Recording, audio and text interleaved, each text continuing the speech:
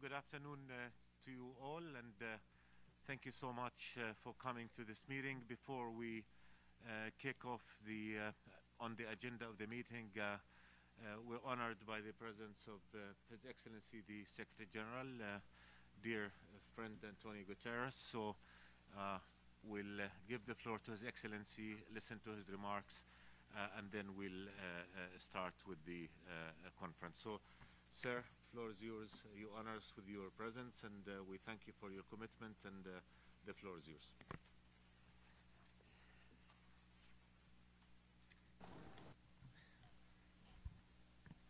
There is only one side event in the premises of the UN.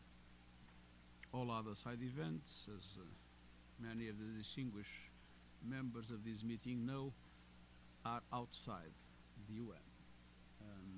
We have, of course, the meetings, the summits, and the meetings that are supposed to take place, but side event, the only that is here is this one. And I have to tell, I have a speech here, but I'm not able to read.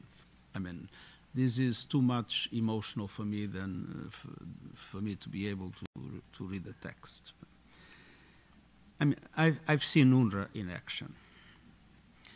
I've been in schools. I've been in health centers.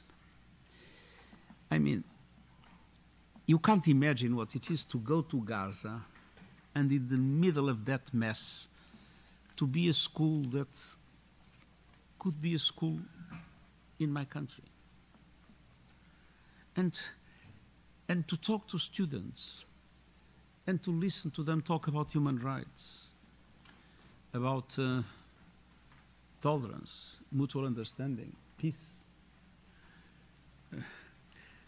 To talk with the Palestinians and to feel their enormous frustration.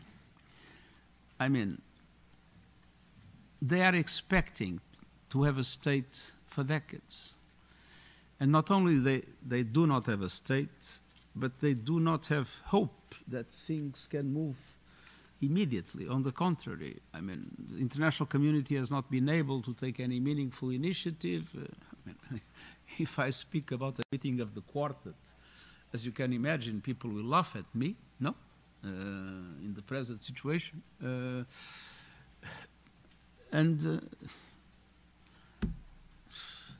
Settlement after settlement, eviction after eviction, there is this sense that there might be no future. I mean, and so there is a sense of despair. There is a sense of, and UNRWA is, I would say, the only factor in which the international community is corresponding to the needs of the Palestinian people. There is nothing else. I mean,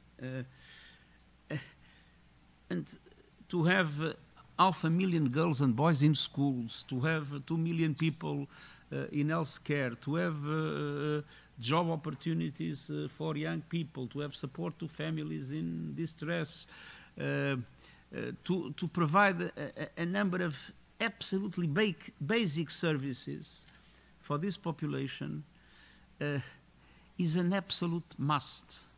And it is for us all a moral and political obligation. And if this collapses, I mean, the despair will then be total.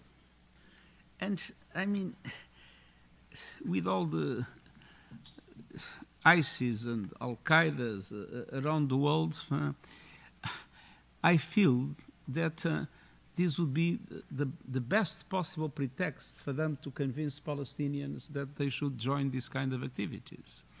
So it's not only a matter of basic support to the Palestinian people that has the right to have a state, and of course the state will not be available immediately, but at least to make sure that those that are in Gaza and the West Bank and in East Jerusalem, and those that are in Lebanon and in Jordan and in Syria, that that the last thing that they have, it's essential that that last thing is not taken off. But this is exactly the kind of risk we are facing. I mean, with all the generous support that has been announced by many states during this year, and I'm very grateful to all of them, the truth is that UNRWA has a gap of $100 million until the end of the year, and no immediate perspective before this meeting for that to be solved. So my appeal to all of you is to be able to bridge that gap. And I mean, $100 million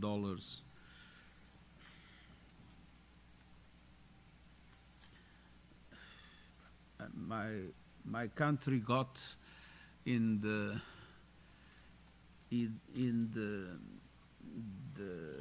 package of support for the recovery of the COVID, I don't know how many tens of billions of dollars, or tens of billions of dollars. I mean,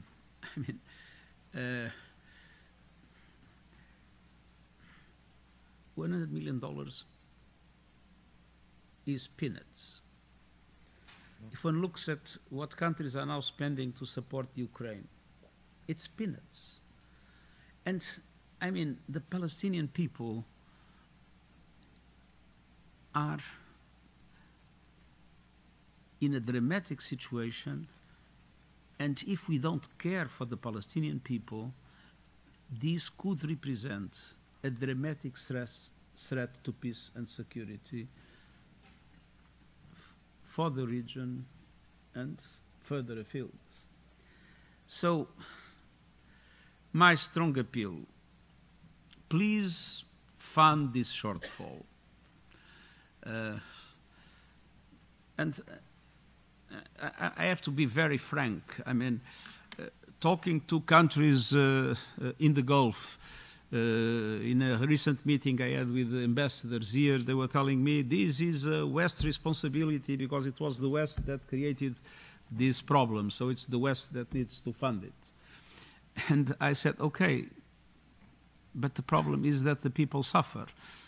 And Western countries are already contributing in a significant way.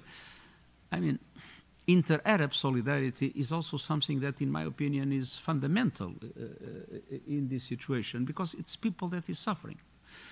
And this is a moment in which the income of the region has increased dramatically. So my appeal to the usual donors is to make an extra effort.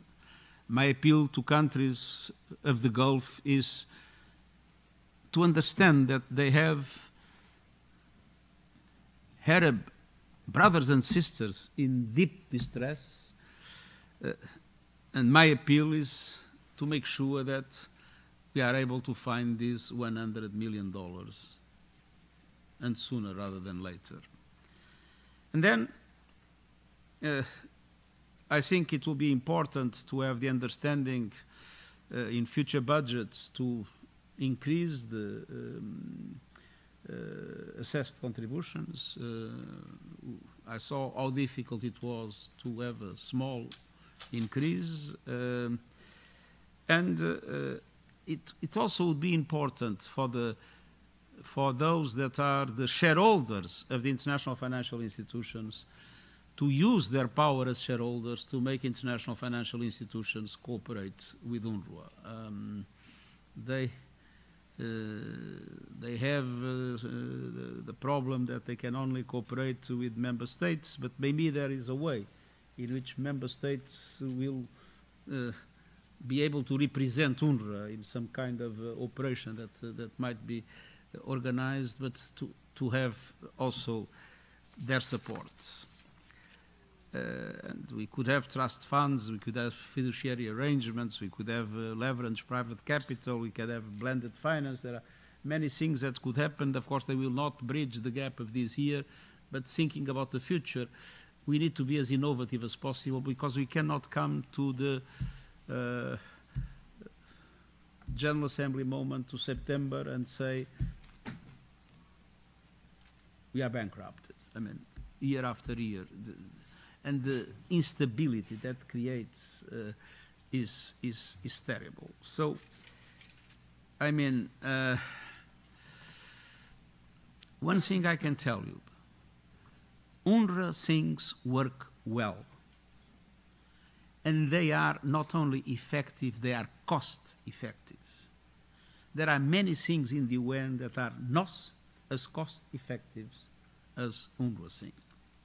So, please, from the bottom of my heart, I mean, don't let this collective responsibility assumed by the General Assembly fail. Sorry, but